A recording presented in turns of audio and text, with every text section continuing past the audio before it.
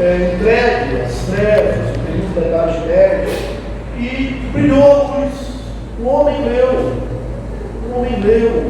Romanos 1, versículo 17: o meu justo viverá pela fé. É interessante, oportuno, diante do texto que nós estamos lendo, que houve, mesmo entre os reformadores, divergência em relação à celebração da ceia do Senhor, que é o texto que nós estamos estudando hoje. Em 1529, ali depois da reforma protestante, Lutero e Zwinglio, outro reformador, se reuniram naquilo que foi conhecido, ficou conhecido, como o Colóquio de Marburgo, em 1529, uma tentativa de unir os reformadores. E acreditem vocês, eles entraram em acordo sobre vários temas da fé, mas não conseguiram entrar num acordo em relação à ceia do Senhor. E por isso, os ramos da reforma continuaram e seguiram separados, porque não houve acordo em relação à ceia, ali naquele colóquio de Marburgo, em 1529. Existem 4 conceitos básicos, ou 4 correntes em relação à ceia. Aqueles que acreditam na transubstanciação, os católicos, apostólicos, romanos, que pregam, entendem que quando celebram a ceia, os elementos se transformam, por isso transubstanciação, no corpo e no sangue de Jesus. Essa é a postura, a ideia ali da Igreja Católica.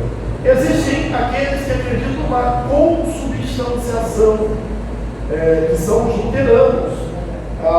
Os elementos não se transformam para eles, mas o pão e o vinho contêm sangue, estão ali presentes, o corpo e o sangue de Jesus. Já Zwinglio, que nós falamos aqui do colóquio de Marburgo, com a tentativa de juntar os dois ramos da reforma, o luterano e o zwingliano, ele acredita na ceia como memorial. A ceia é apenas uma memorial, uma lembrança daquilo que Jesus fez por nós. E uma quarta posição, que é a que nós, a Igreja Presbiteriana, esposamos, aderimos, que é o meio de graça. A ceia é mais do que um memorial. A ceia é um meio de graça. Os elementos não se transformam, Jesus não está nos elementos, não é apenas um memorial, mas Jesus está presente espiritualmente. Os elementos são simbólicos, mas a presença de Jesus não é simbólica.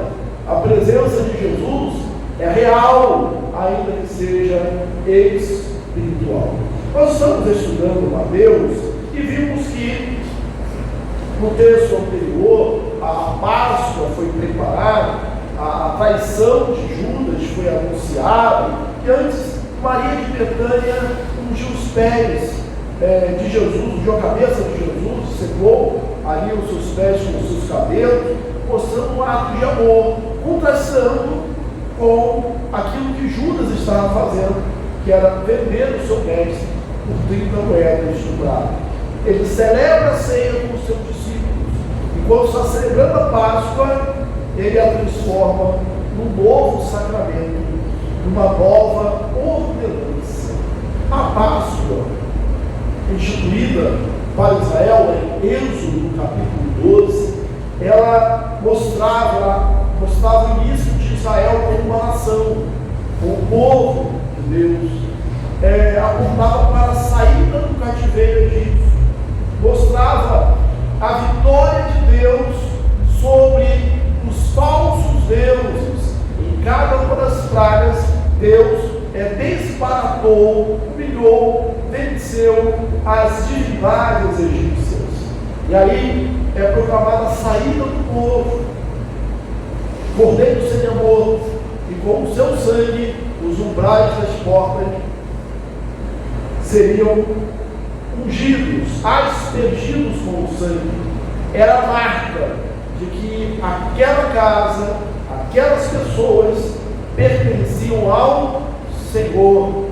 O anjo da morte ia passar, mas ia passar por cima. É o significado da palavra Páscoa: passar sobre, passar sem tocar, sem matar ali os primogênitos daquela casa. Essa é a celebração da Páscoa.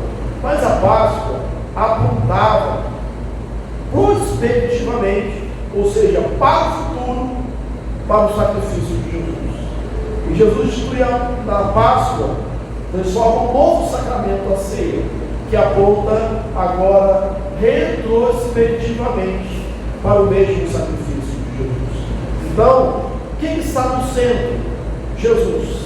Se a Páscoa judaica apontava prospectivamente para a morte do Cordeiro de Deus que tira o pecado do mundo, a ceia aponta retrospectivamente, olhamos para trás, para o sacrifício do Senhor Jesus. Reverendo Hernandes Dias Lopes, no comentário que tem sobre o Evangelho de Mateus, ele apresenta 5 argumentos em relação à ceia, os 6 evangelhos sinóticos que nós vamos usar aqui.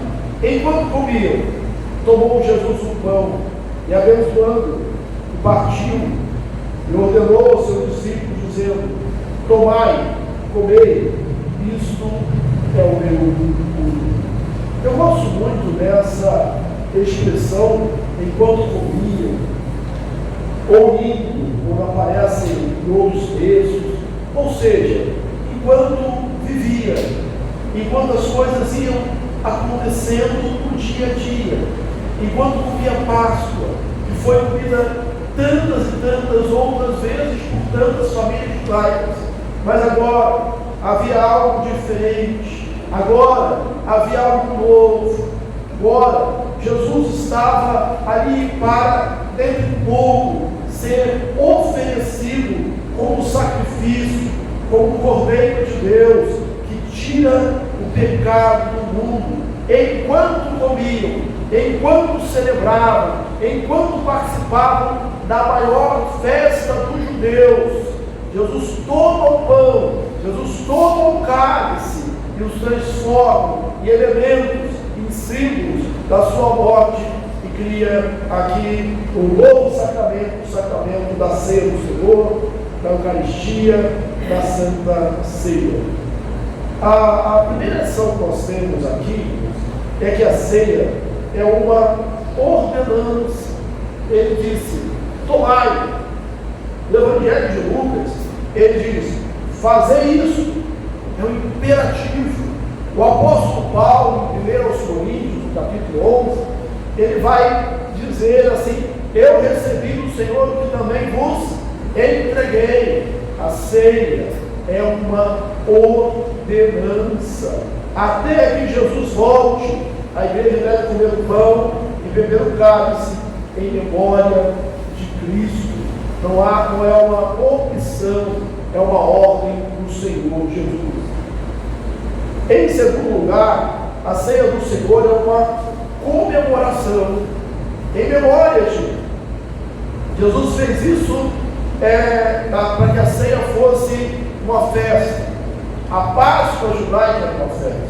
A celebração da ceia é uma festa. Como já diz, nós vamos celebrar a ceia do Senhor.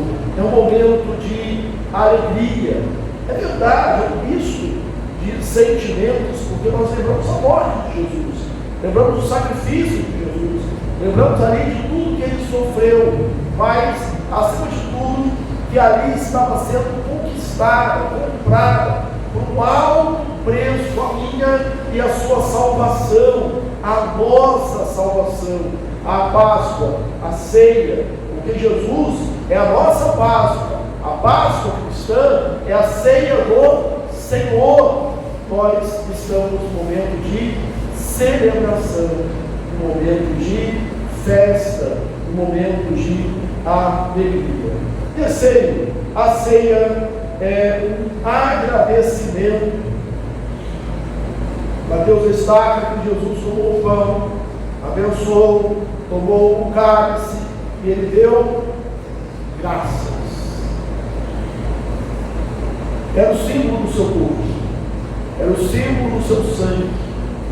Ele estava na iminência de ser entregue às autoridades, de sofrer ali a sua paixão, de ser morto na cruz do Calvário, pelo meio mais cruel, mais bárbaro que era a crucificação, mas ele não pega esses elementos com pesar, com tristeza, com o coração cheio de amargura, mas ele o faz dando graças a Deus.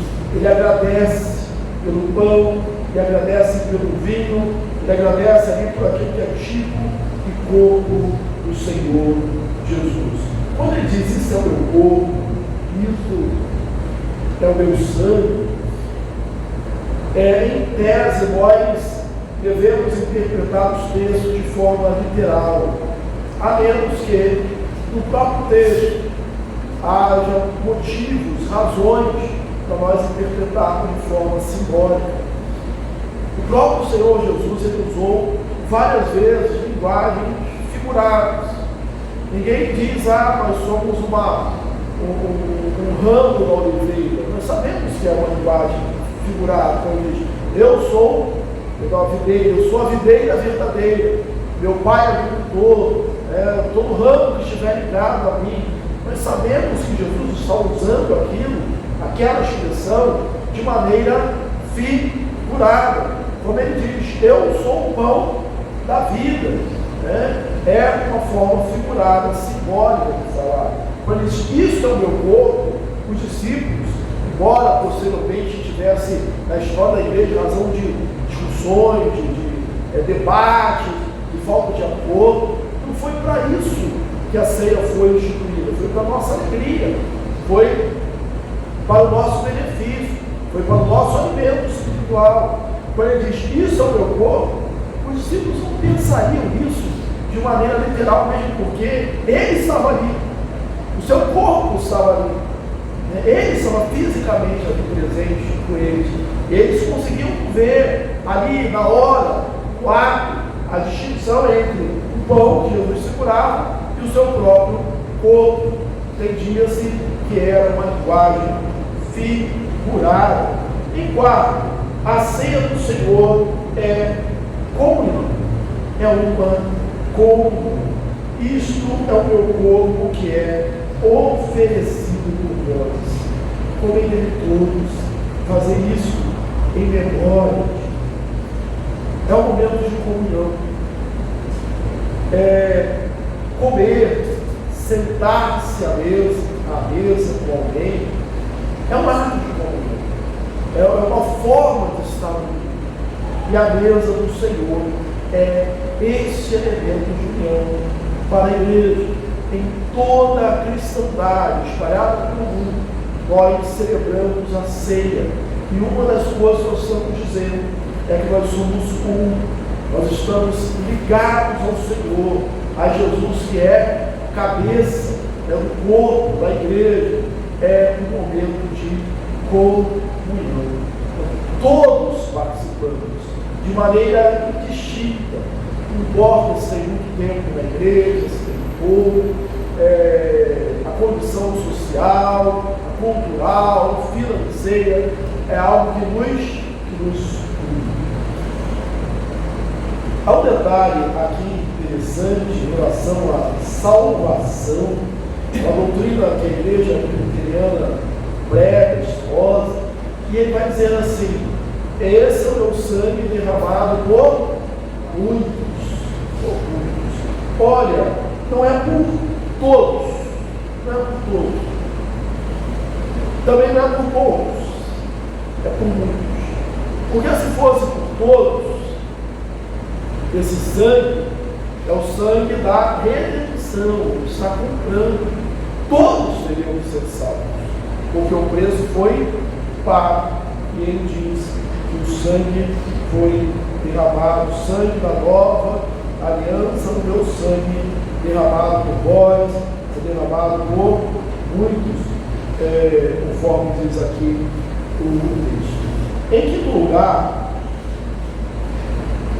Mateus 26 fala por vós, o texto de Lucas vai falar por muitos. Conferido aqui.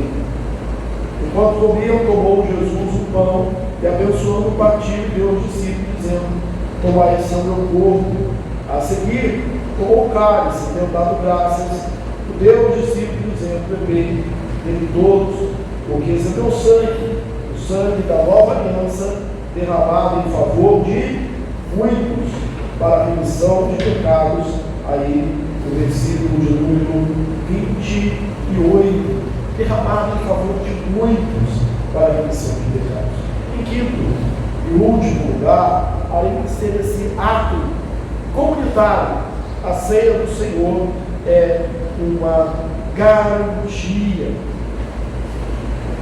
Dimos isso desta hora em diante, que não beberei deste fruto até aquele dia em que hei de beber novo convosco no reino do meu Pai.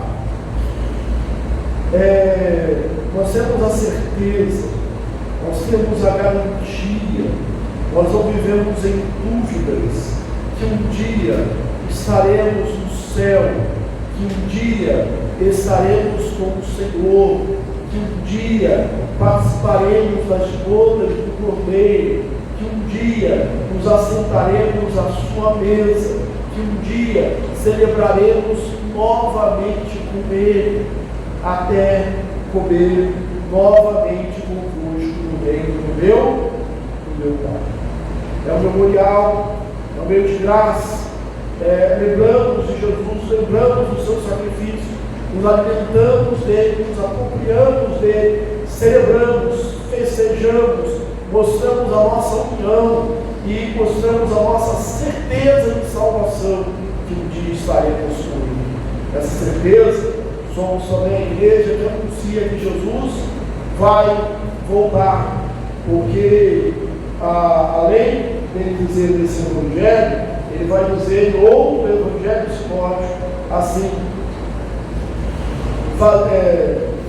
fazer isso até que eu venha, até ele voltar. Enquanto houver igreja, enquanto houver culto, haverá igreja e haverá celebração da ceia.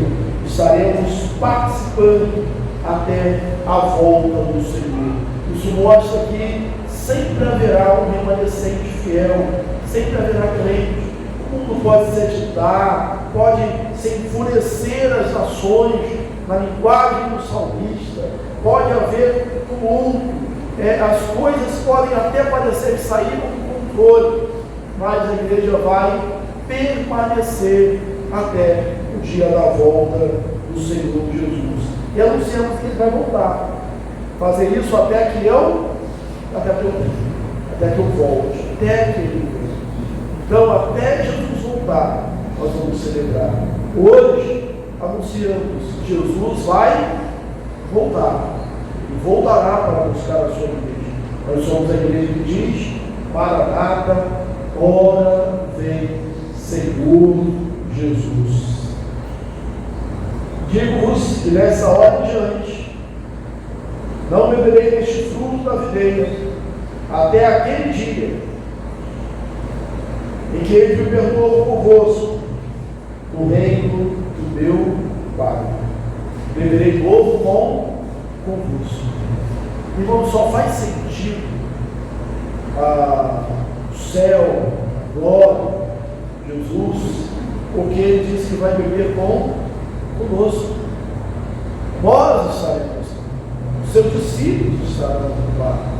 Onde ele estiver, os seus discípulos estarão com ele, participando com ele, dessa bênção, dessa ceia da mesa. E tendo cantado o hino, saiu para o Monte das Oliveiras. Que Deus nos abençoe, Deus fortaleça o nosso coração com a sua palavra, e que dia a dia, ao celebrarmos a ceia, ao comermos o pão, ao bebermos o vinho, possamos nos lembrar de que é uma ordenança. Vamos continuar fazendo. Segundo, que é uma comemoração, vamos fazer com alegria. Terceiro, com santo agradecimento. Ele tomou e deu graças. E quarto, é o momento de comunhão, onde todos nós estamos unidos à mesa do Senhor. E é uma garantia, né? Enquanto houver igreja, quando houver mundo, haverá igreja. Quando houver igreja, estaremos celebrando a ceia do Senhor. Isso é, até que Ele venha. Há uma certeza para a igreja. Amém. Que Deus nos abençoe. Nós vamos orar. E quando oramos, nós vamos já estar com